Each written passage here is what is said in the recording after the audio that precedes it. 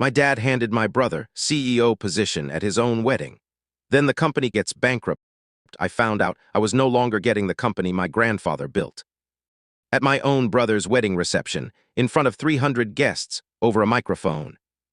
I want you to sit with that for a second. Not in a boardroom, not in a quiet family meeting where at least I could have argued.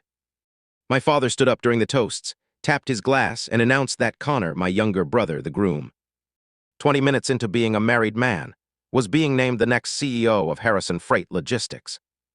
Effective immediately, I was sitting at the family table. I was the chief operating officer of that company. I had been for 6 years. I built half the systems that company still runs on today.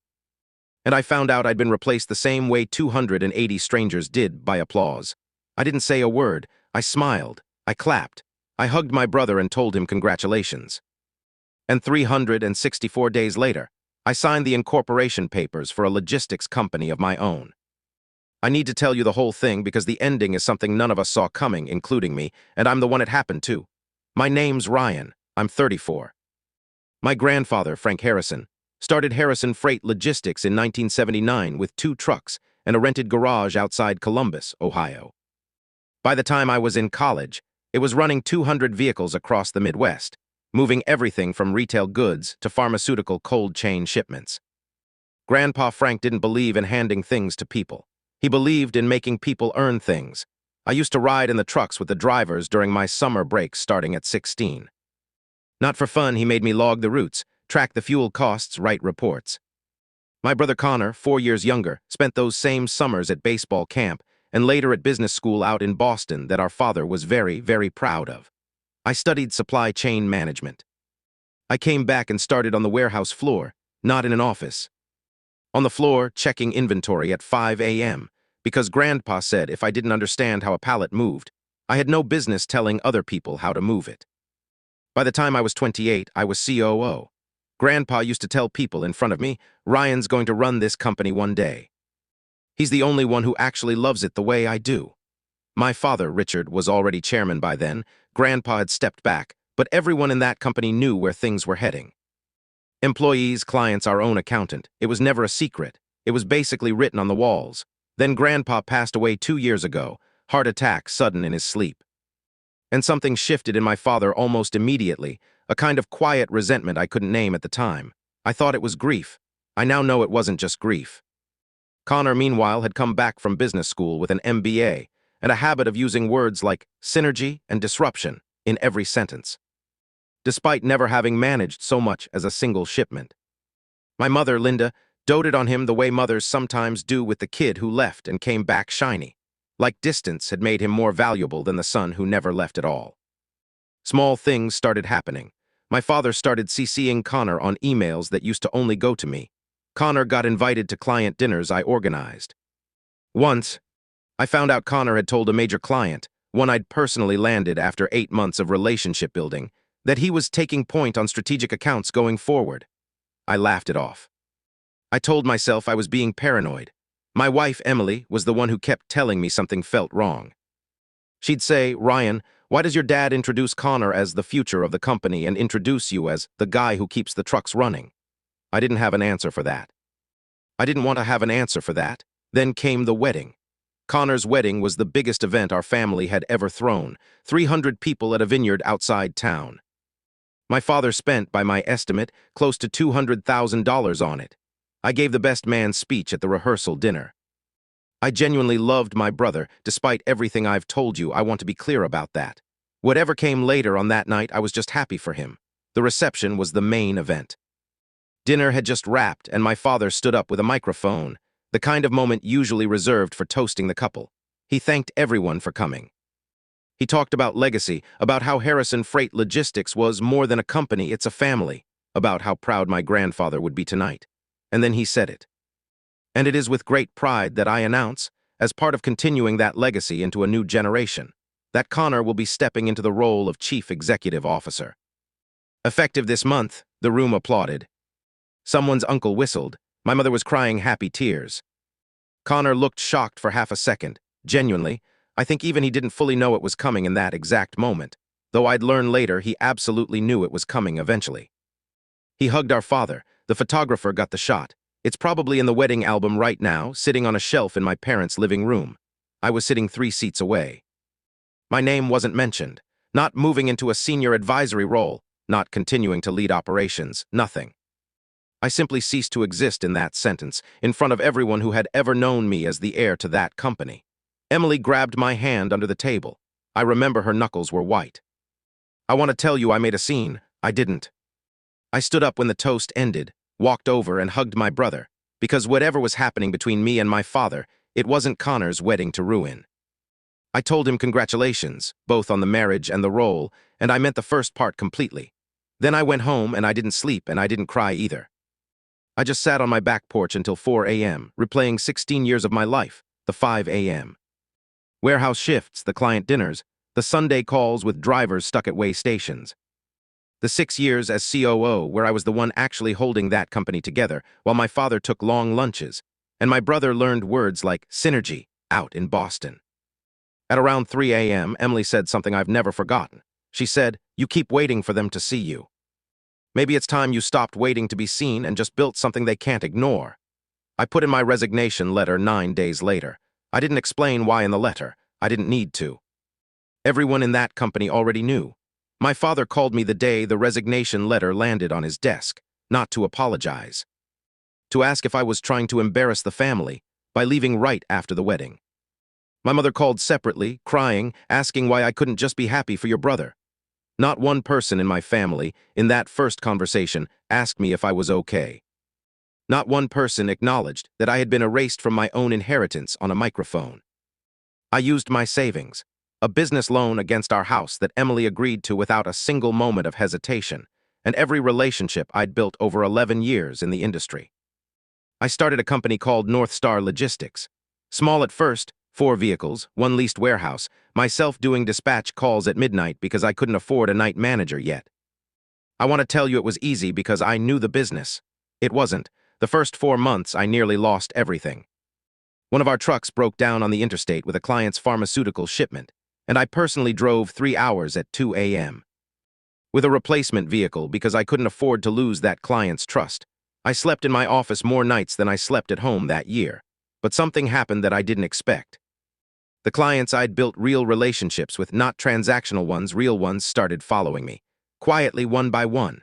A cold chain pharma distributor. A regional retailer I'd worked with for 9 years. A mid-size e-commerce fulfillment client. They didn't leave Harrison Freight Logistics in some dramatic mass exodus. They just started giving North Star a chance on smaller contracts first, then bigger ones, because they trusted me, not the family name on the door. Within 14 months, North Star had 30 vehicles, 2 warehouses, and 11 employees. Within 2 years, we were profitable. Meanwhile, back at Harrison Freight, Connor was making headlines in the local business press for aggressive modernization, code I'd later learn. For taking on massive debt to buy a fleet of new refrigerated trucks nobody had properly costed out. And signing one huge exclusive contract with a single enormous client, instead of diversifying like Grandpa always taught me to. About 18 months after I left, my mother started calling again, softer this time. "Honey, your father misses you." Then my father called. Then eventually, both of them showed up at my new office unannounced, sitting in my small conference room, asking me to come back and help fix a few operational issues at Harrison Freight. I asked what issues. My father wouldn't give me a straight answer. I found out from an old colleague 3 days later that Harrison Freight Logistics had lost their one enormous exclusive client. The one Connor had bet everything on, and was now sitting on crushing. Loan payments for a fleet of trucks with nowhere near enough shipments to justify them. They wanted me to come back, not as CEO, not even as COO again. My father actually used the words senior operations consultant reporting to Connor. I said no. I told them I'd built something of my own, and I wasn't interested in fixing a house I'd been thrown out of. They came back 2 more times over the following months, each time more desperate. My mother cried in my office once. I felt something. I'm not going to pretend I felt nothing, but I still said no. I told them I hoped it would work out, and I meant that too, in the strange way you can mean well for people who hurt you badly. 6 months after that first visit, Harrison Freight Logistics filed for Chapter 11 bankruptcy. Here's the part I did not see coming. During the bankruptcy proceedings, all the company's legal and financial records went through a formal audit. Creditors wanted to understand exactly what assets and ownership structures existed before any restructuring or sale could happen. My father's longtime family attorney, a man named Mr. Whitfield, who had worked with my grandfather for almost 30 years, was legally required to produce every relevant document, including anything related to ownership succession. That's when a second will surfaced. My grandfather's actual final will, dated 8 months before he passed, notarized. Entirely legitimate, which explicitly transferred 41% of his personal shareholding in Harrison Freight Logistics directly to me. Not to my father, not in trust for the family, to me by name. There had been an earlier will, an older one, that my father had always shown us, the one where Grandpa's shares passed to my father as chairman, with vague language about continuing the family legacy. That was the version I'd always believed was the only one that existed. Mr. Whitfield, under formal legal obligation during the bankruptcy audit, confirmed that my grandfather had updated his will less than a year before he died, specifically because, in his own words, written into the document, he wanted to formally recognize the son who has earned this company through his labor, not merely his birth order. Mr. Whitfield had informed my father of this updated will immediately after Grandpa's death. My father chose to file the older will with the probate court instead and never disclosed the second one to me, to Connor, or to anyone outside a small circle. For 2 years, my father knowingly hid a legal document that gave me nearly half ownership of a company. He then handed to my brother on a microphone at a wedding. I found this out from my own attorney, who I'd hired the moment I heard whispers about irregularities surfacing in the bankruptcy filing. I remember sitting in my car in a parking lot after that call, completely silent for almost 20 minutes. Not angry yet, just stunned. Somewhere underneath everything, the years of feeling erased, the wedding, the resignation. The sleepless nights building North Star from nothing. There had been a piece of paper the entire time that said, legally, undeniably, this was supposed to be yours. I confronted my father directly with my attorney present, not to threaten him, to understand. I asked him one question: why? Why hide it? Why let me walk away from a company that was legally, partially, already mine? He didn't have a good answer. Eventually, stripped of excuses, he said something close to the truth, that giving me the company outright at Grandpa's direction rather than his own would have meant admitting to himself, to Connor, to the whole extended family, that he had never been the one who built anything. That his own father had trusted his older grandson more than his own son's chosen successor. It wasn't really about Connor at all. It was about my father's pride. With 41% shareholding legally confirmed as mine, and Harrison Freight Logistics in active bankruptcy restructuring, I was suddenly in the room during creditor negotiations, not as a consultant, not as a favor, but as a legitimate major shareholder with standing to make decisions about the company's future. I didn't do what some people might expect. I didn't let it collapse out of spite, and I didn't walk away and let strangers pick apart my grandfather's company for parts.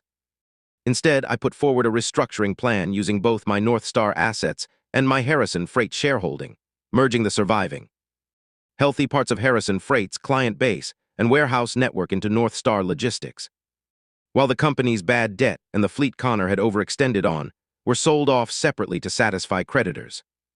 The creditors approved it. The bankruptcy court approved it. Within 4 months, the merged company, I renamed it Harrison North Star Logistics, keeping my grandfather's name where it belonged, was operational again. This time built the way Grandpa actually taught me. Diversified clients, real margins, no single point of failure. I became CEO, not because my father handed me a microphone, not because I was owed it by blood.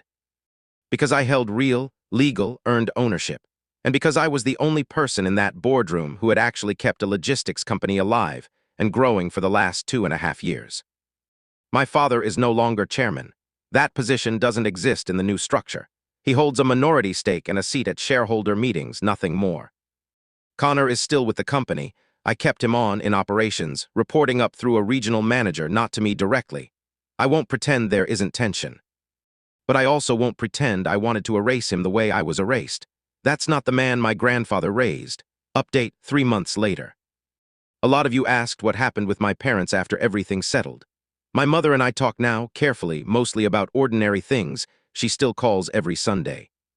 My father and I have had exactly one real conversation since the restructuring closed. He apologized. Not fully, not the way I probably needed, but he said the words I was wrong to hide it. And for now, that's more than I expected to ever hear from him. Connor reached out a few weeks ago. He didn't apologize for the wedding announcement directly. I don't think he ever fully understood how much that moment cost me. But he did say he respected how I handled the restructuring instead of burning it all down, which I think, from him, is close to an apology. Emily framed something for my office last month. It's a photocopy of Grandpa's actual signature page from the will, the real one, the one that sat hidden for 2 years. Underneath it, she had a small brass plate engraved with something Grandpa used to say to me on the warehouse floor at 5 a.m., back when I was 16 and hauling boxes before school. They can give the title to whoever they want. They can't give them the work. That's hanging in Harrison North Star Logistics head office today, above a desk that finally has my name on the door, not because someone announced it into a microphone, but because I never stopped showing up, even after they gave me every reason to walk away for good.